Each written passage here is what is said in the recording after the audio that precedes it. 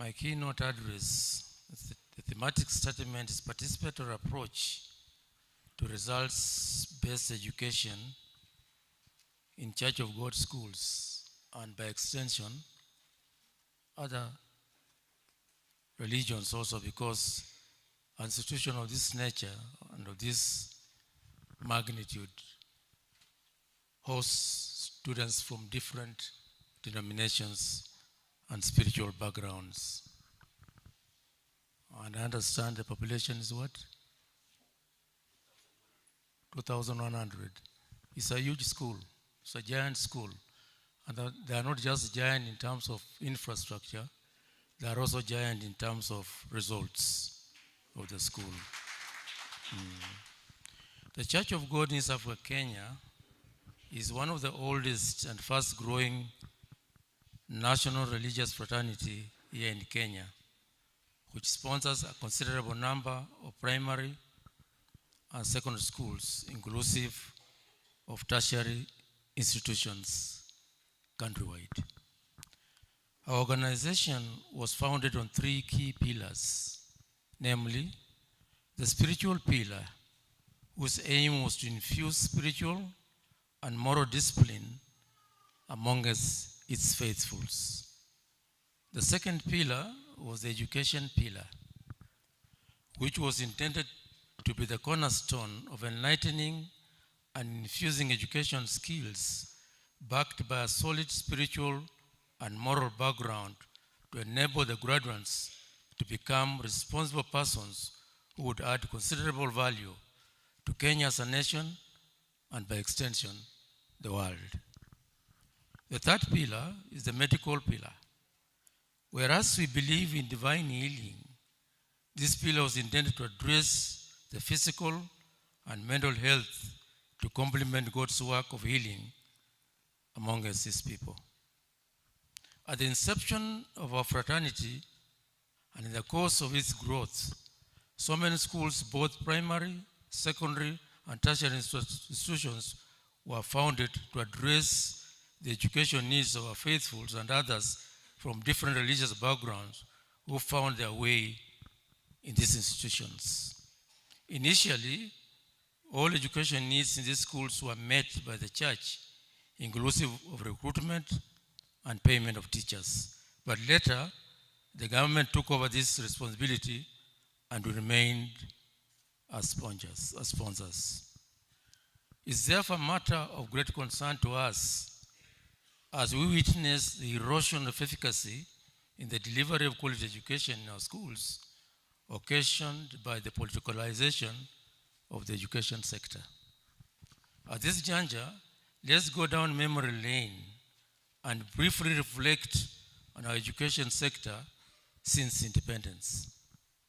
The founding father of Kenya nation, the late Mr. Jomo Kenyatta, at the time of independence, rallied the citizens of this nation on a Harambee motto that was built on three pillars.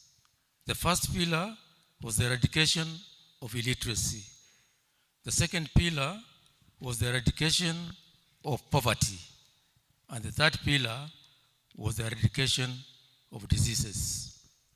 Mr. Jomo Kenyatta was of a very strong opinion that an illiterate, poverty-stricken, and a sick populace would not effectively address the challenges that arise on the onset of independence.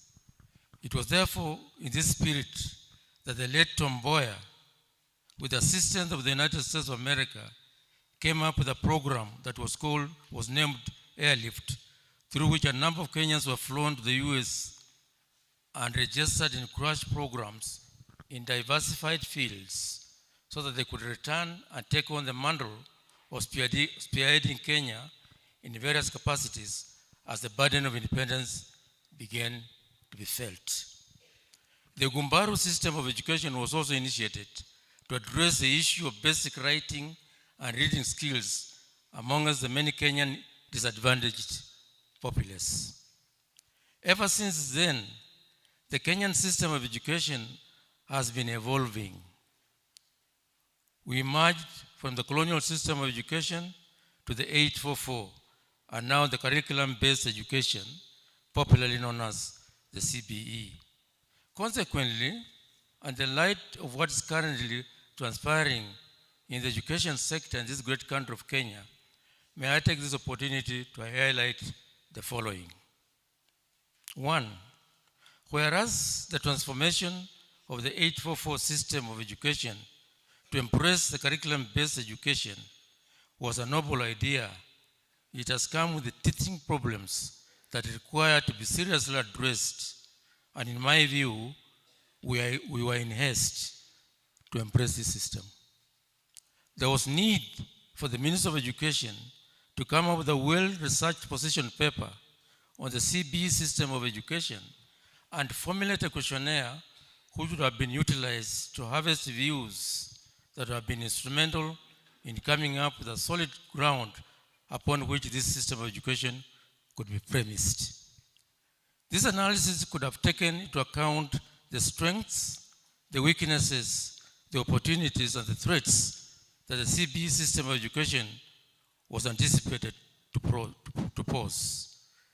This would have greatly minimized the chaotic situation currently witnessed in our education sector.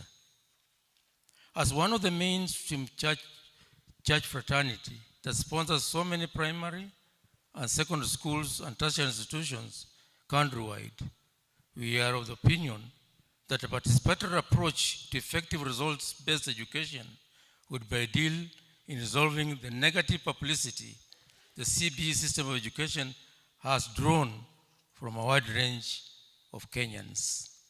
It would be appropriate for us to critically analyze our CBE system of education and identify the shortcomings in its implementation with a view of fine-tuning it to respond to the fast-changing education landscape in Kenya.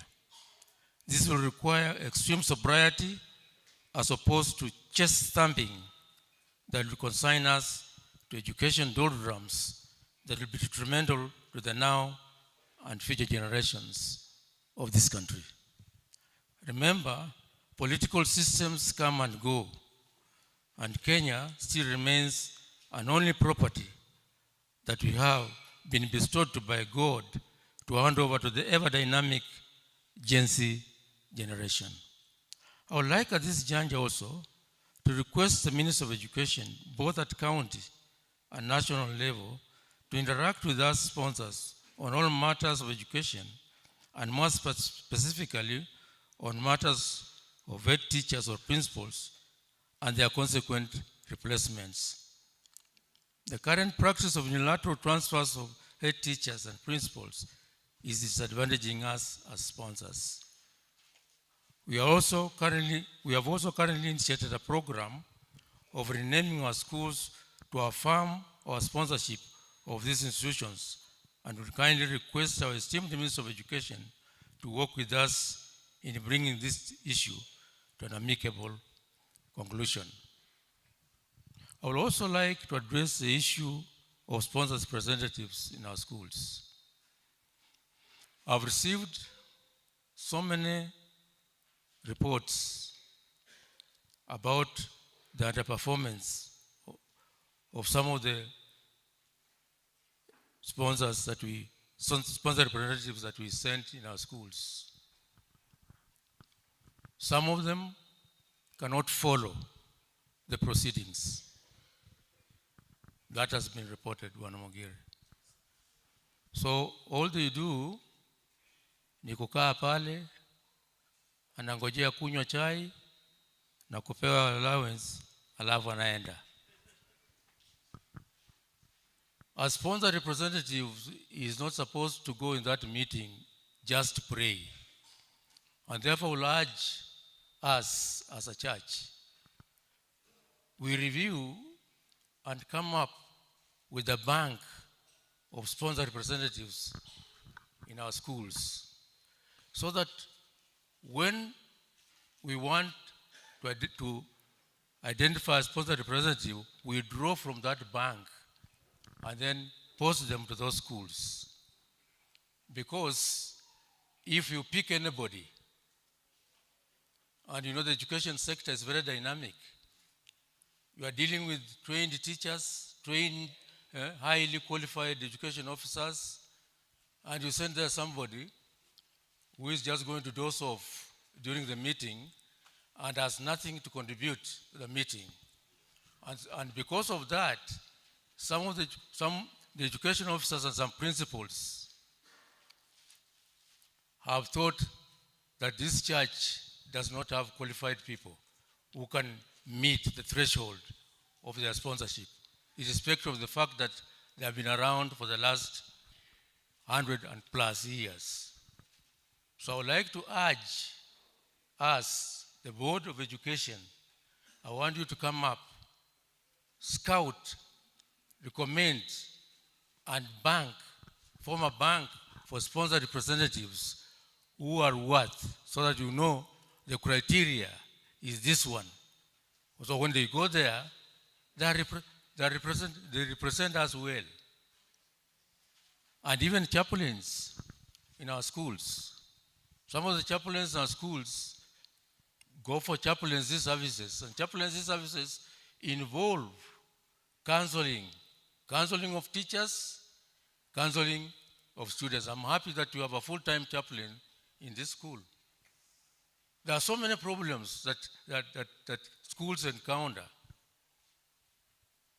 students encounter. We have issues that in schools that need to be addressed, issues of devil worship, issues of lesbianism, issues of some homosexuality. And some of the students have openly confessed to such things. They need an effective chaplain, a chaplain who's well-trained and informed to address those issues. Counsel students, counsel teachers, because teachers also need to be counseled and prayed for, because that will make them to be effective. A teacher has so many responsibilities. They teach and they're depressed. And because of that anxiety, they might not be effective in their teaching because he is burdened with spiritual and emotional problems. Nobody is addressing those things, and we expect that teacher to deliver. That will be very difficult.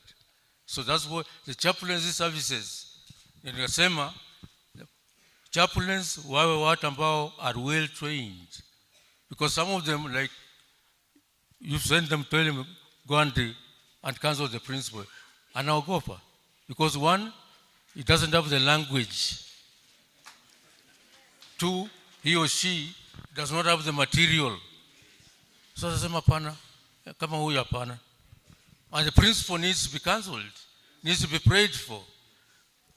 And when you do that with the Ministry of Education, when an education officer comes, is transferred, I would like to urge you to make a courtesy call, especially the Office of Education. Make a courtesy call to that Director of Education or Sub-County Director of Education. Make a courtesy call and tell them, you introduce yourself and tell them, this is who we are. We are this. And then invite them at your school, at your office also, so that they can now know that you establish that bonding with them, so that they don't see you as somebody who is the other side and they are the other side. When you come up with a problem that needs to be solved, the person, you are a stranger to that education officer and you want us out, where do I start with this person? Hata ukimwomba msaada hawezi kukusaidia. You remember the story of Peter and Jesus. Peter would not have seen Jesus and he would not have confessed if it was not for John. John had friendship in that hierarchy of the ruling class. So because of that friendship, Peter was able to come in. And because he was able to come in, and Jesus had predicted that he was going to deny him 3 times. So Peter was able to see Jesus, and Jesus looked at him after he denied him 3 times, because kasichana kalitokea tu mahali, a small girl, anamwambia, but you are one of them. Peter sema hapana, wewe msichana uko namna gani na mimi? It was because of Peter, because of John, that Peter, and what I'm trying to say is that you have to establish liaisons early. you don't go to these education officers when you only have problems. Invite them for a cup of tea, make a courtesy call to them, make them your friends. And when you do that, ukikuwa na shida kwenda kwake ni rahisi. Sema wana chirchir, niko na shida hii, nisaidie. Hata kusaidia. Lakini you come from the blues and you approach the chirchir. Sema na huyu, how do I help this one? Sasa nasaidia mwingine, anakuacha. And then you complain that education officers are rude, they don't come to us, they don't help us. Don't go to them when you have a problem only.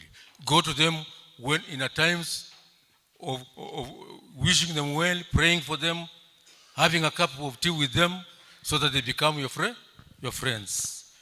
Kwa hivyo nataka niseme hivi. Nyinyi ambao mmepata nafasi kuja hapa. I was giving an overview. This keynote address is an overview of our operations and the way the stand of the national church in terms of the education system, the transition in the education system. And I know those who are going to come after me will address the nitty-gritty details of some of those things in the plenary sessions. And may God bless you, uplift you as you go home. Muwe na baraka za Mwenyezi Mungu.